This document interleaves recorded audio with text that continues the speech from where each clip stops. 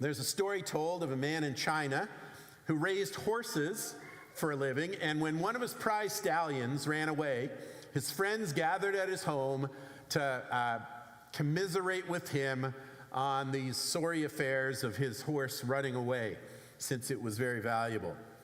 And so they expressed their concern, and the man raised this question. He said, "But how do I know if this is bad or good?" A couple days later, the runaway horse returned with several strays following close behind him.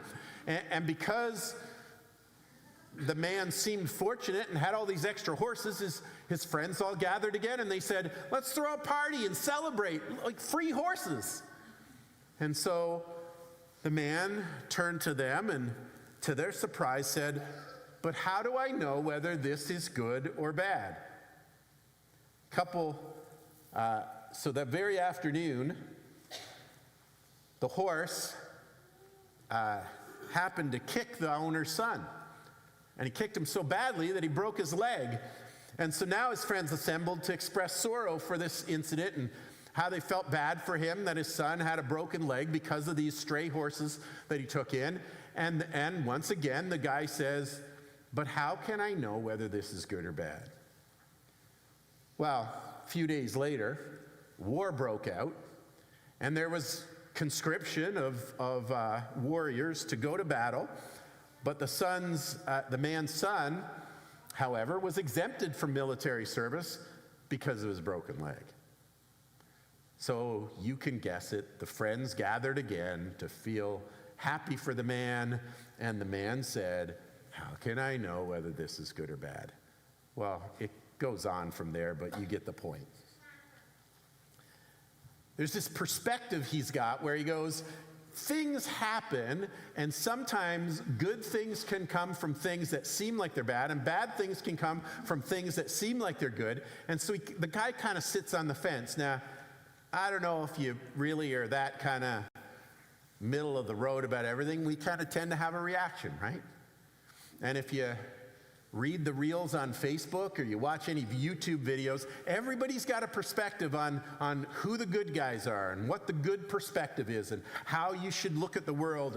And you'll usually end up finding the algorithm will send you stuff that agrees with what you're saying. And many people look at the world and go, I see it this way, and this is good and that's bad. And this is what I like and that's not what I like. And so we can get mixed up, and most of us would look at the world and say, there's a lot of people walking around with values that are not very good values. A number of years ago now, Tony Campolo wrote a book called Who Switched the Price Tags? And it was kind of a brilliant title, and the idea of the book was, life goes on, and there's so many people in our world that value things that are not as important as other things. They value some things, and other things they think aren't that important, and sometimes they get it switched exactly backwards. And so they value things that aren't as important as other things. We all say, as we come to Christmas, yeah, there's people around that it's like it's all about the presents, and we would go, no, it's all about Jesus, or it's all about the family that we're gathering with, and those are the important things. It's who you're celebrating with and what you're celebrating that matters. So people have different perspectives on all kinds of things, right? And so as we get to our story this morning, Mordecai is this Jewish man, and so last week we talked about Xerxes and Vashti, and now we get to meet Mordecai and his cousin Esther, or what is her name? It wasn't on the tip of my brain. Hadassah. And so he's raised this girl as his own because she's his cousin, because her parents had died, and we get to meet, Esther. She's the main character of the book of Esther. She's the main character in the story. But episode 1 didn't even include her, and now all of a sudden she's introduced, and we get to meet Mordecai first, and we're told that Mordecai's family was taken into exile in Babylon. And Babylon was the empire, the greatest world power of their day. And then Persia had risen to power, and as Babylon's power had waned, and now Persia was the reigning empire of the world. And so his family had been taken out of Israel and taken into captivity to the Babylonian Empire, and now they're somewhere in the empire. And when Persia rises to prominence, they're somewhere in a place that falls under Persian jurisdiction. And so when the king of the empire, Xerxes, decides, because he's been lonely for years now since he banished Vashti, and they're kind of looking at him and going, well, the king would be happier, and we'd do better and be happier if the king was happier, and why don't you find yourself a new queen? Somebody more worthy than Vashti. And so look all over the empire, but because he didn't learn his lesson, what is he looking for? What are they looking for? They don't look and say, let's find somebody who's a good person. Let's find somebody who has good values and looks at the world right. They go, no, let's find the prettiest girl we can find. As long as she's beautiful, I'm sure it'll work out great. And of course, Xerxes is into it. He thinks that's great. That's what he values. You can understand why in the world we live in, that value has not changed much. If you watch movies or television, if you pay attention in the world we're in, a lot of emphasis is put on beauty. A lot of commercials for ladies is about, makeup and all those things that make you beautiful, and that's your value in the world, and a lot of people look at that's what women bring to the world. If they're beautiful, then that's the most important thing, outward beauty. And so Esther getting chosen to compete in this Miss Persia contest, they would think, that's great. She's so lucky. She might land a guy like Xerxes. He's a good suitor. He's got money. He's successful. He can be a provider. Mordecai could even look at it and say, hey, my status is going to elevate. I work around here, and if my cousin, who I raised, is taken into the palace and she becomes the new queen, then that's going to do good things for me. And so Esther being chosen to be this person to compete in that contest, a lot of people would say, well, that's living the dream. And so Mordecai has raised her, and now she's taken away, and we're not told that there's nothing, if you read it carefully, there's nothing there that says that she entered this contest. Like she didn't get to choose. It's clear Xerxes is the guy with the power in the world, and when he says go out and find all these beautiful young women, they don't necessarily get to compete. Now maybe chances are there are a lot of women that think, well, that's really, I feel fortunate that I got chosen, but probably not all of them. And so they didn't have a choice. It just says that they were chosen and they were brought there and they were placed in this harem, and they would get to compete in this contest where they're given all the beauty treatments. They get like days and days at the spa. And lots of women would say, oh, that's really great too. I get to go and have all these spa treatments and relax every muscle and just feel pampered. And I get somebody to do my makeup and my hair and every kind of beauty treatment there is. That sounds like a pretty good deal. And so she goes there and she'll do all these things, and then she gets to spend the night with the king. And then maybe if you're lucky, you get to become the rich girl that all those things happen for every day. You got all the beauty treatments, and you got all of the money and all of the wealth and all of the prestige of being important and being at all of those kind of parties. And there's a lot of people that would look at that and say, that sounds like a fairy tale. And so we're told that this is the way it played out, and she's brought in there, and we're not told any of her thoughts or any of her feelings on it or anything like that. We're just given the story.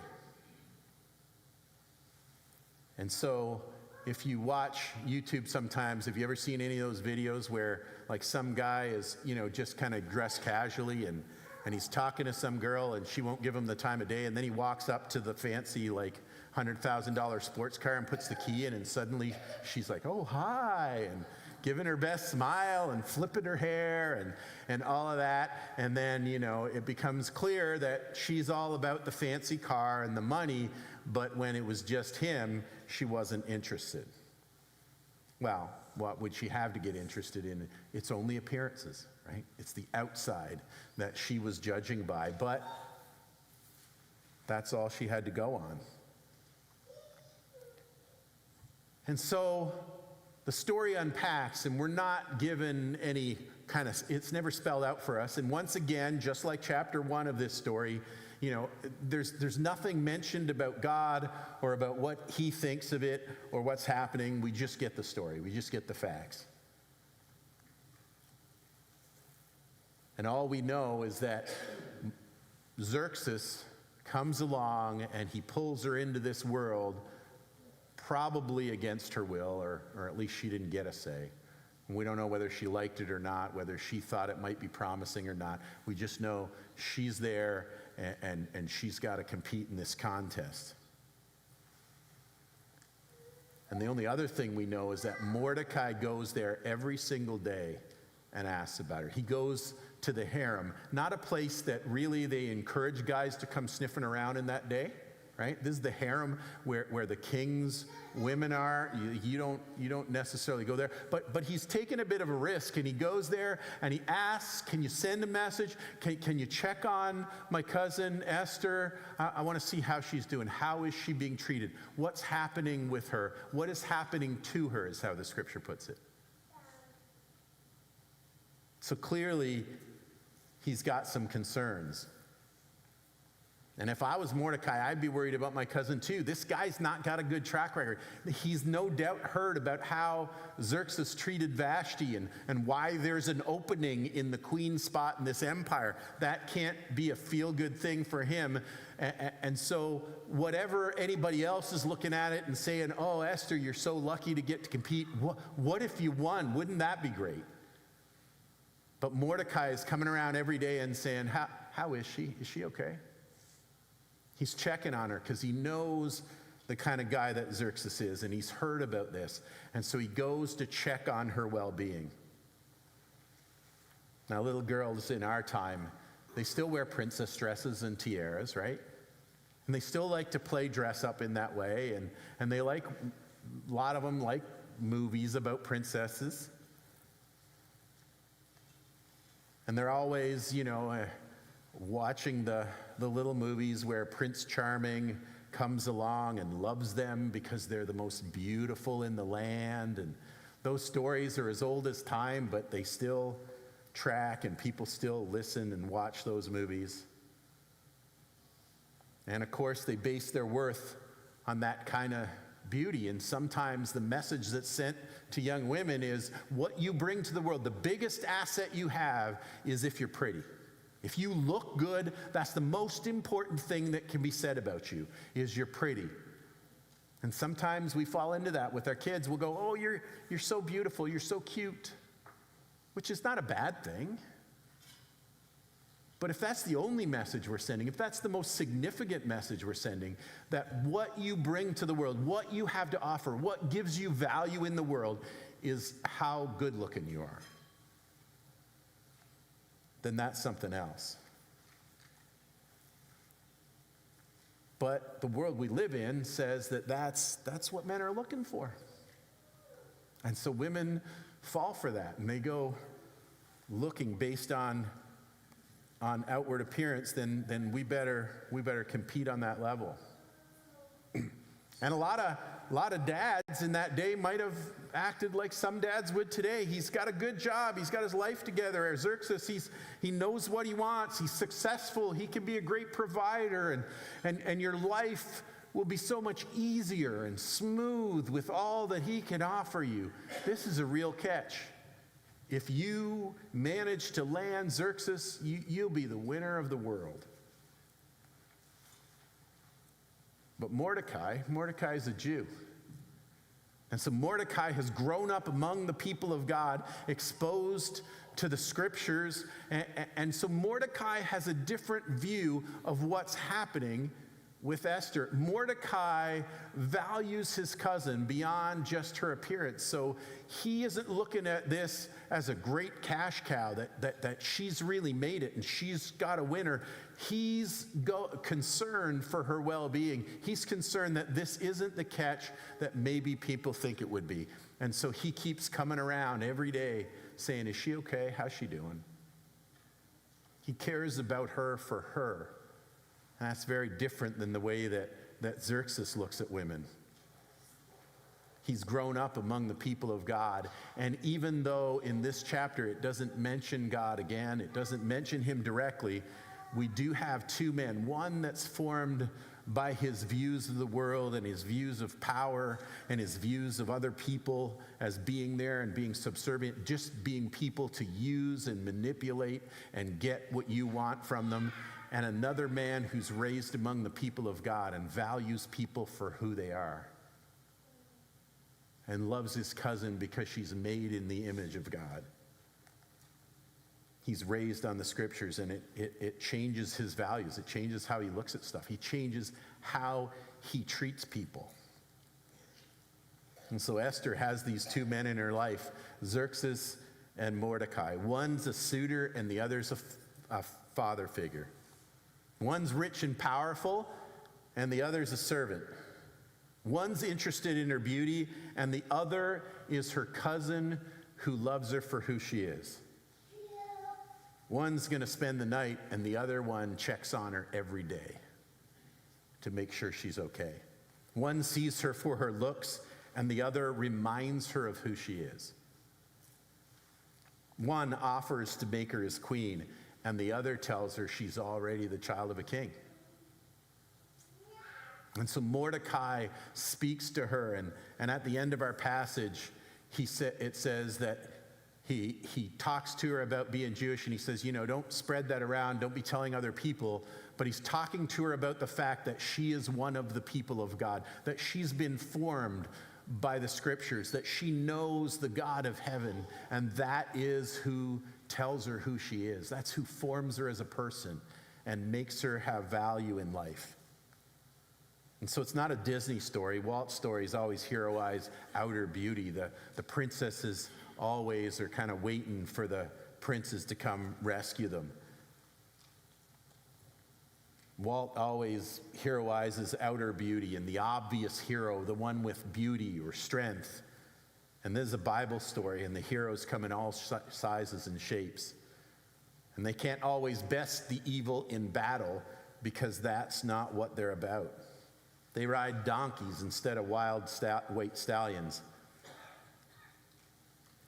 And so the picture we get of what's noble and what's true and what's good that we find in biblical Christianity, in the scriptures of the Old and New Testament, is a different value system than Xerxes is exhibiting. And so he values the people around him and their well-being for who they are, made in God's image. And that makes a difference in how he treats them and how he goes about the world. He doesn't manipulate others to get ahead, to get what he wants, but he cares about the people that he encounters. And he could have looked at it as, I'm off the hook. I raised my cousin, and that's a financial burden. And now, this guy's going to take her off my hands, and I won't have to worry about feeding her and clothing her anymore. And I can just, go, well, I did good. She found herself a prince, a king. But instead, he looks at it and he sees what's actually happening, and he says, is she all right? I still care about what's happening to her. I care about where she lands. I care about the circumstances that might be dangerous to her because they are threatening to change her. And so he says, you're still one of God's people, but you don't need to tell people in order for that to be true. And so he makes sure that she's okay. And I wonder when I hear this story and when I read it and I don't see God's thoughts or feelings on it, but you do see two characters, one who is steeped in this world and its value system, and the other who's steeped in the values of Scripture, the values of our God.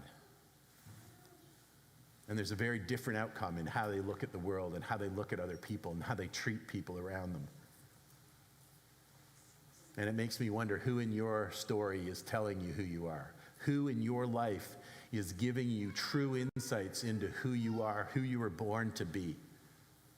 Who's telling you the stories about God that shape you and make you feel worthwhile, because your worth is in being made in his image, not in anything that you give to people or that you provide for them or anything that they value that's superficial and on the outside, but the kind of person God's made you to be. Who gives you a true sense of self and reminds you of your identity in God's people, that it's so much more important than outward beauty or anything as shallow as that. And if there are people in your life like that, you should listen to them, because they're telling you the truth. And once again, in this story, God's not mentioned, but his values are written all over it. And so if we're paying attention, we see the thread underneath what's happening. And so like us, we encounter circumstances where nobody's reminding us what's actually happening. They're not interpreting the good guys and the bad guys and which behaviors are right and which behaviors are harmful. And nobody's spelling that out for us. But if we are formed by our knowledge of the living God, then we walk into and we interpret circumstances and we value the right things. And it will help us to make good choices and to live for what is truly important and not just the outside. And that is the kind of God that we serve, that values us and gives us worth, not because of what we look like and not even because of what we do, but because we are made in his image and because he loves us even before we respond to his love. And so he offers us a life of knowing who we really are and knowing our true value, our true worth in him, because he is the one that gives us value, not anything else.